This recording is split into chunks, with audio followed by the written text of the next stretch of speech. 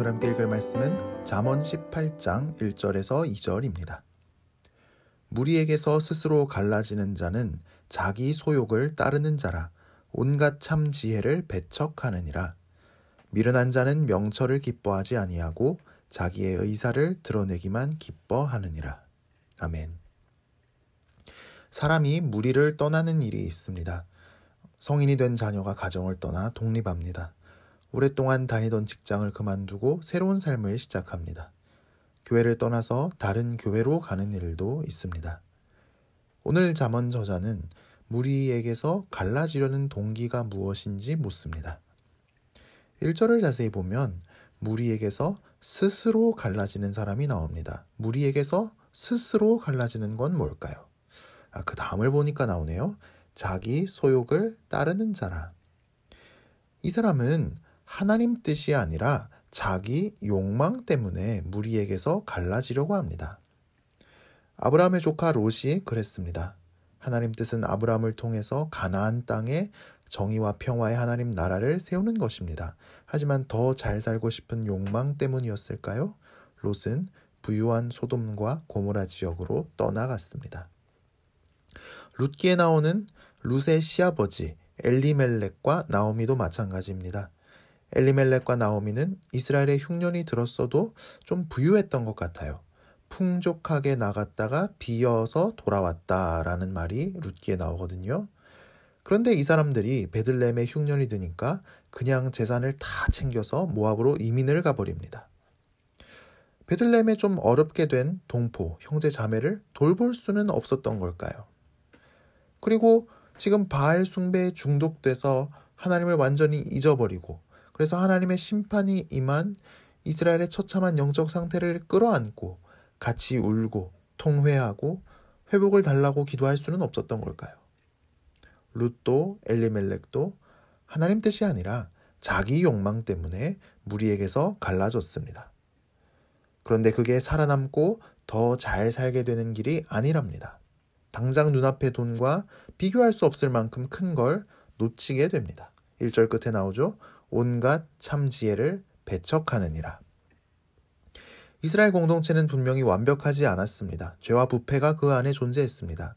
하지만 이스라엘 공동체 안에만 있는 것이 하나 있습니다. 바로 하나님의 지혜입니다. 하나님의 지혜는 우리 인생을 치료하고 변화시킵니다. 하나님의 지혜는 아름답고 존귀한 삶을 살게 합니다. 그런데 이스라엘 무리를 떠날 때 이 하나님의 지혜를 놓치게 되는 것입니다. 이 말씀은 어떻게 적용하면 좋을까요? 이 말씀을 교회 공동체를 떠나면 그건 무조건 죄다 라는 식으로 적용할 수는 없을 것입니다. 교회가 진리에서 심각하게 이탈했을 때, 진리가 아닌 것을 진리라고 가르치고 믿을 때 우리는 끝까지 공동체 회복을 바라며 자리를 지킬 수도 있겠지만 눈물을 머금고 공동체를 떠나게 될 수도 있기 때문입니다. 오히려 오늘 말씀을 더 치밀하게 적용해 보자면 우리가 어떤 교회든 친구든 직장이든 어떤 무리를 떠나려고 할 때 그 떠나려는 동기는 무엇인가 하고 스스로에게 물을 수 있을 것입니다. 나의 어떤 욕망을 성취하기 위해 스스로를 위해 떠나려는 것은 아닙니까? 그런 나를 향한 하나님의 뜻은 무엇일까요?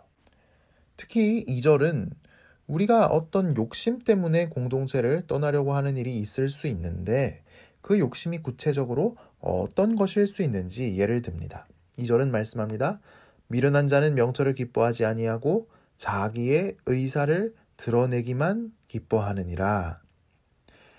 어떤 무리, 공동체에 대한 내 생각을 관철시키려고 욕심을 부리는데 그게 잘 안 되면 공동체를 떠나려고 한다고 이야기합니다. 하나님의 뜻은 성경에 분명히 나타나 있습니다.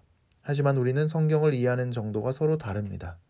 그리고 성경을 똑같은 수준으로 이해한다고 한들 결국 우리는 하나님의 뜻을 분별한다고 할 때 우리 각자의 전제와 경험과 성향과 기질의 영향을 참 많이 받습니다. 그래서 공동체를 이룬다는 것은 신앙이 같아도 쉽지 않습니다. 많이 내려놔야 합니다. 서로 의견이 달라서 깜짝 놀랄 마음의 준비도 해야 합니다. 내 생각을 버리고 더 진리 위에 바로 서기 위해 부단히 애써야 합니다. 서로를 위해서 희생해야 합니다. 품어야 합니다.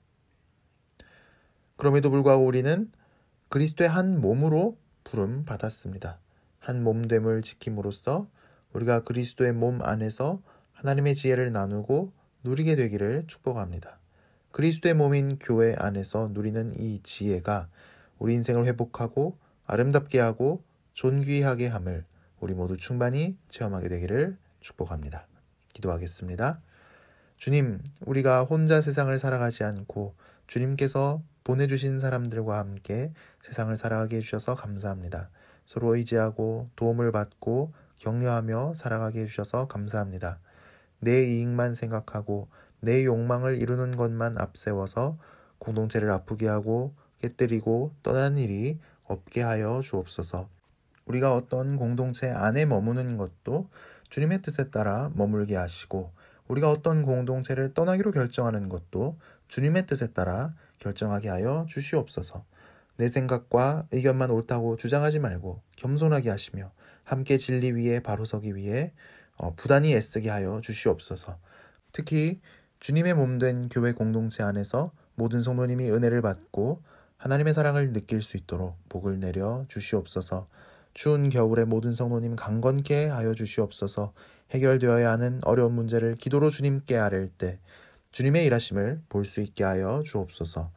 오늘도 주님을 의지함으로 하루를 삽니다. 주님, 오늘 하루 우리 모든 성도님의 발걸음마다 함께하여 주옵소서. 예수님 이름으로 기도합니다. 아멘.